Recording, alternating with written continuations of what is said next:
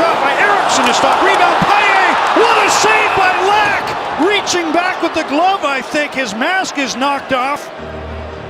And if I saw what I think I saw, he just made a remarkable save off Paille.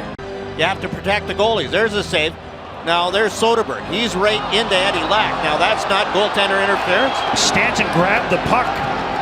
He put his hand on the puck in the crease after Lack made that marvelous stop. Watch the left arm of Eddie Lack. And there's the save by Eddie Lack. It bounces right back to Ryan Stanton, and whoa!